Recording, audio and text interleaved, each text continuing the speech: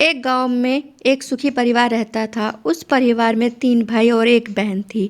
उनके माँ-बाप उन चारों से बेहद प्यार करते थे, मगर बीच वाले बेटे से थोड़ा परेशान थे क्योंकि बड़ा बेटा पढ़ लिख कर डॉक्टर बन गया और छोटा बेटा भी पढ़ लिख कर इंजीनियर बन गया था।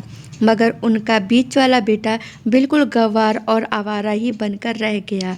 अब उनके 2 बेटे डॉक्टर और इंजीनियर ने शादी भी कर ली थी और कुछ महीनों के बाद ही उनकी बेटी की भी एक अच्छे घराने में शादी हो गई थी। मगर बीच वाला बेटा अभी भी कुंवारा ही था क्योंकि वो बिल्कुल अनपढ़ था और कहीं पर मजदूरी का छोटा सा काम करता था। इसीलिए उसे शादी के लिए कोई भी लड़की नहीं मिल रही थी और उसके माँ-बाप उससे बहुत परेशान हो चुके थे। अब जब भी उसकी बहन अपने मायके आती तो पहले वो अपने डॉक्टर और इंजीनियर भाइयों से मिलती थी, मगर बीच वाले भाई से वो बहुत कम मिलती थी क्योंकि वो उसे ज़्यादा पैसे नहीं दे पाता था, लेकिन फिर भी वो अपनी बहन से बहुत प्यार करता था। अब उनके पिताजी की बीच वाले बेटे की शादी किए बिना ही मृत्यु हो गई। उनकी माँ ने सोचा कहीं वो अब किसी के मुंह से बंटवारे की बात ना निकले, इसीलिए अपने ही गांव की एक सीधी सादी लड़की से अपने गंवार लड़के की शादी करवा दी। शादी होते ही ना जाने क्या हुआ।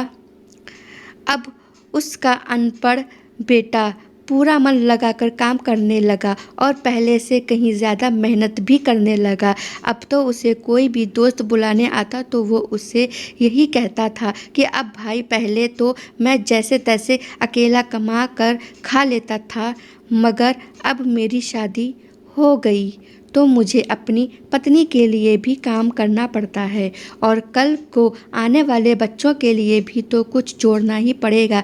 इसीलिए दोस्त, अब मैं तेरे साथ नहीं घूम सकता। ये कहकर उसका गंवार लड़का सीधा अपने काम पर निकल जाता है और अब उसके दोनों भाई डॉक्टर इंजीनियर आपस में ये बात करते हैं कि अब हम दोनों तो उस गंवार से कहीं ज़्यादा पैसे कमाते हैं, इसीलिए हम सब घर और ज़मीन का बंटवारा कर लेते हैं और उस गंवार से अलग हो जाते हैं क्योंकि अब वो हमारे बराबर कभी भी नहीं कमा सकता। इसीलिए उन दोनों भाइयों ने अपनी माँ के लाख मना करने के बावजूद भी बंटवारे की तारीख तय कर दी और उन्होंने अपनी बहन को भी बुलवा लिया और अपने गंवार भाई से भी कह दिया कि आज तुम अपने काम पर मत जाना क्योंकि हम सब आज घर और ज़मीन का बंटवारा करेंगे। उसी वक्त उसकी बहन भी आ जाती है।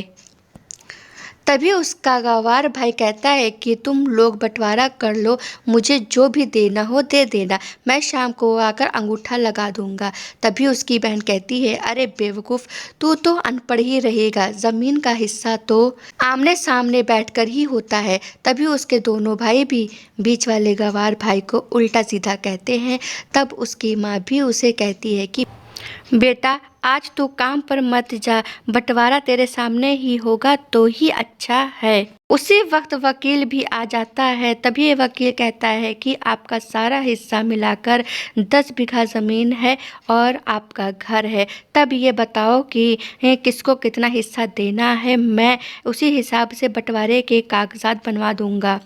उसी वक्त उसका गंवार भाई कहता है कि वकील साहब, 5-5 बीघा मेरे दोनों भाइयों के नाम लिख दो और ये जो हमारा मकान है ये मेरी प्यारी बहन के नाम कर दो। तभी उसके दोनों भाई और बहन पूछते हैं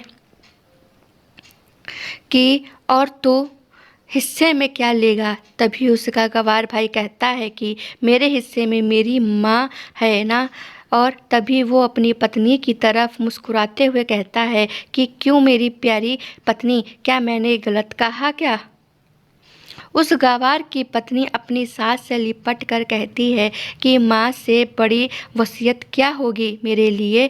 और उसी वक्त उसका गवार पति भी अपनी माँ से लिपट जाता है। गवार बेटे बहू के इसी प्यार ने जमीन जायदाद के बंटवारे को एक सन्नाटे में बदल दिया। तभी बहन अपने गवार भाई के गले लगकर रोते हुए कहती है कि माफ़ कर दो भाई, मैं आपको समझ नहीं सकी। तभी उसका भाई कहता है कि मेरी प्यारी बहन, इस घर में जितना अधिकार हमारा है उतना ही अधिकार तेरा भी है। और रही बात बंटवारे की, तो बंटवारा नहीं करने से हमारा जीवन रुक तो नहीं जाएगा।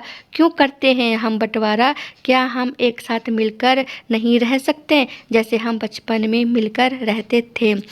एक साथ मिलकर रहने को ही तो कहते हैं एक अच्छा परिवार। और उस अच्छे परिवार को संभालती है एक माँ। तभी उसके दोनों भाई भी बहुत शर्मिंदा होते हैं और वो बंटवारे के सभी कागजात फाड़ कर फेंक देते हैं।